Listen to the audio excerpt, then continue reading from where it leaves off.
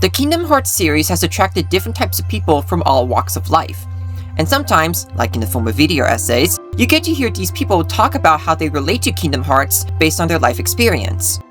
Whether it's from someone who's struggled with depression, someone who's queer, or someone who has experience with both. And $10.75% of the people watching this belong to the third category. I always love hearing so many people with diverse backgrounds talk about why they love the series, leading to really cool readings of the games. But something I don't see often is why some people connect with Kingdom Hearts from an autistic perspective. Hey-os, ladies, gents, and NBs! Welcome to or back to the channel. My name's Sky, and happy March Caprice! For this year's video, I'm gonna go over some of the reasons why I think Kingdom Hearts resonates with autistic people, as well as explain how I connect with it personally based on my own experience with autism.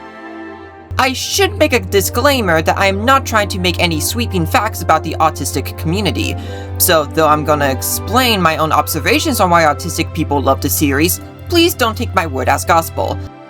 I'm just one autistic person, and each member of the community is different from one another, so please keep that in mind while you're watching this. With that disclaimer out of the way, let's move on to the video. First off, I want to talk about the aesthetics of Kingdom Hearts, cause if there's one thing us autistic people love, is a good aesthetic. The bright colors, the dark colors, the particle effects, combat animations, cutscene animations, character designs, the Disney look, the hair, you name it, autistic people love it. I think Kingdom Hearts has such a unique aesthetic that just really appeals to artistic people. It blends the realism and fantastical elements together with Square's signature style and Disney's iconic visuals in a way that just tickles the autistic brain. Not to mention, the games are campy and over the top as hell, and that kind of thing just really appeals to a lot of autistic people. I credit Nomura and his team for knowing how to market towards a non-atypical crowd. Another thing the non-atypical crowd loves is a deep narrative to analyze like crazy. And boy do we analyze Kingdom Hearts like crazy! There is just something about the depth and detail in Kingdom Hearts' story and lore that is just so fascinating and engaging to dig deep into, and to find the logic and understanding of everything in it. And if me making long-ass videos on this channel wasn't obvious enough, this is definitely a reason why my autistic ass loves this series. Especially since it includes topics I think really appeal to autistic people, like metaphysical concepts, meta-narratives, and very emotionally resonant themes. Speaking of, I think another reason why autistic people love Kingdom Hearts is the emotional storytelling of the series, and how relatable the characters are to many of us. The struggles and achievements these characters go through are ones autistic people can relate to in some form or another. One example is masking, which, for those of you who don't know, is when an autistic person hides how they are feeling in a way that makes them look normal and to blend in with the environment around them. Sora is easily the best example of this in the series, with how he tries to put on a happy and confident face because that is what's expected of him by those around him. And just like with Sora, masking can lead to ignoring your emotions and not opening up to anyone about how you feel. Not saying masking is bad, mind you, as it can be a good survival tactic for autistic people. But, and I'm just speaking from experience here, too much masking can cause someone to have trouble expressing and understanding how they feel. Which is why characters like Sora resonate so deeply with autistic people, because the way he masks is similar to how many autistic people mask. And on a personal note, this is one of the reasons why Sora is my favorite Kingdom Hearts character, and also my favorite fictional character ever. Something else I've noticed about autistic people in Kingdom Hearts is that a lot of people connect with the themes of finding and understanding oneself in a world that challenges you. Characters like Xion and Xehanort, for example, are people who are born different from others around them, and deal with the challenges that come from feeling out of place and figuring out who they are. Speaking of Xion, she and Roxas also have been seen having meltdowns similar to autistic meltdowns, which is where an autistic person feels an intense overload of emotional distress that can cause them to shut down, have trouble talking to others, and appear physically distressed. And seeing Xion and Roxas deal with similar things can hit really close to home for autistic people who have gone through the same thing. Another autistic trait I've noticed characters displaying in the series is being afraid of change and the loneliness that can come with that. One thing many autistic people have trouble dealing with is change. This is because many of us like things to be the same since it brings us comfort and security. And when that status quo is challenged, that can be hard for us to deal with. Kingdom Hearts does a really good job showcasing this with specific characters. Like with Roxas and how he finds comfort in the routine of eating ice cream with his friends after work, and feels scared and lonely when that routine is challenged. Van going after Terra because he doesn't want to lose the only people he knows at this point in his life. Or my favorite example, Kairi with her wanting to be with her friends forever on Destiny Islands, because she finds security in the people and place she has felt the most peace with because of her repressed trauma. All of these examples and others throughout the series are paired well with the coming-of-age narrative that Kingdom Hearts presents. Which is another reason why I think autistic people love Kingdom Hearts, is because the coming-of-age themes are ones we can relate to.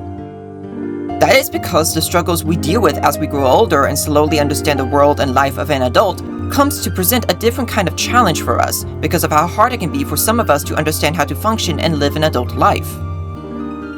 The way we learn about the world can be different than that of autistic people. And one way many of us learn how to understand the world is by understanding the people around us. And in turn, the people around us can strongly affect who we are, sometimes to a fault. Not saying autistic people are naive, mind you, just saying that some of our brains can be easily influenced by other people. Which is why I think autistic people love characters like Sora and Xehanort, because they can sense the emotions of the hearts around them and are influenced by said hearts. Not to mention they have a strong sense of empathy for the people around them. Well, Sora more so, but Xehanort does as well to an extent. And that ties into the last reason why I think autistic people love Kingdom Hearts. Because the way the characters grow as people, as well as understanding the world and people around them, along with understanding themselves, have helped many of us do the same. Seeing the characters go through similar things that we have gone through or are going through gives us comfort or better understanding about our situations. And while none of the traits I mentioned throughout the video are exclusive to autistic people, we experience all of these in an extreme that can really get to us. Which is why I think the heightened and more high-stakes context of these struggles we see the characters put in throughout the games connects so much with us autistic people. And on a personal note, this series has helped me understand myself and life a bit more, as given me comfort during times where I've been confused, scared, and uncertain about things in my life. From helping me feel less anxious at times, to teaching me the importance of empathy, to giving me reassurance that everything will be okay. And that no matter how overwhelming the world can be for me as an autistic person, I will be able to navigate it as long as I understand my emotions, understand the world around me, understand myself, and, well, just let my heart be my guiding key. And that's the end of the video! This is a really important subject for me, both as an autistic person and as a fan of the Kingdom Hearts series. Analyzing Kingdom Hearts through a psychological perspective has become one of my favorite things to do in the fandom, and I always wanted to analyze the series through an autistic perspective because of that. And to my fellow autistic Kingdom Hearts fans, I hope this video resonated with you on some level. And to everyone else, I hope this was very educational and made you curious to learn more about autism and how autistic people connect with media. There's plenty of resources out there, including a ton of great videos on YouTube for you to check out, so I encourage you to do a lot of research on the subject. If you have any thoughts you'd like to share about this topic, or like to share how Kingdom Hearts resonates with you if you're also autistic, please share them in the comments below. And if you're watching this during March Caprice, I hope you're having a great time this week, and please go check out all the other awesome people participating in this event, including the next video on the schedule. They're all incredibly talented people, and I love seeing this fandom come together and share their love for this amazing series that has brought so much good into our lives and has connected us together like this. Speaking of March Caprice, I hope you check out the full illustration I made for the event on my socials, which you've been seeing the time-lapse of throughout the video. It's depicting Xion and her struggle with her identity, and I'm really happy with how it turned out. Seriously, it's become one of my favorite pieces I've ever made, and I'm so glad to have this piece as part of March Caprice this year. Links to the full artwork in the description below. Also, I am planning on doing a massive update video in relation to my channel in the near future, including showing off new PNGs with my new persona design, which I am very excited about, so please keep an eye out for that soon. Anyway, thanks so much for watching this. Please like the video if you enjoyed it, subscribe so you won't miss any of my future videos, or check out my past videos if you wanna. Please take care of yourselves, and keep on keeping on.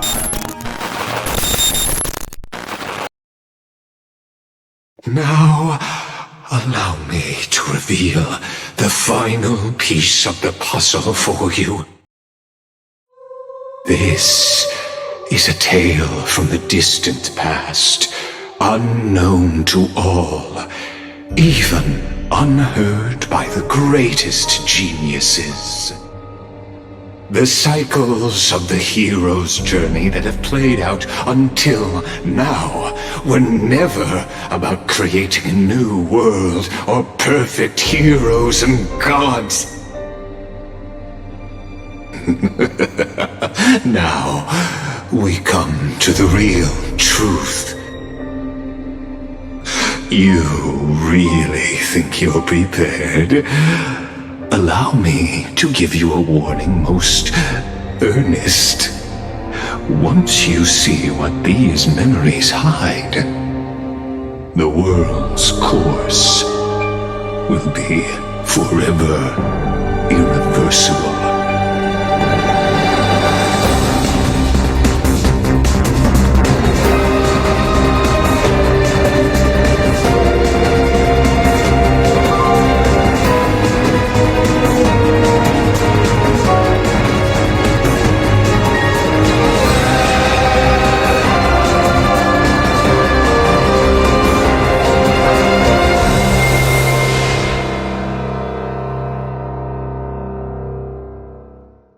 I've been having these weird thoughts lately.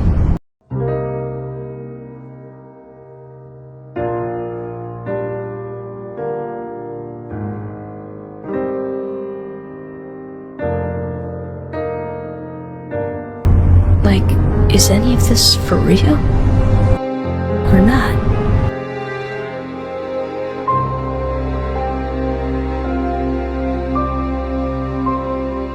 Seeing is believing.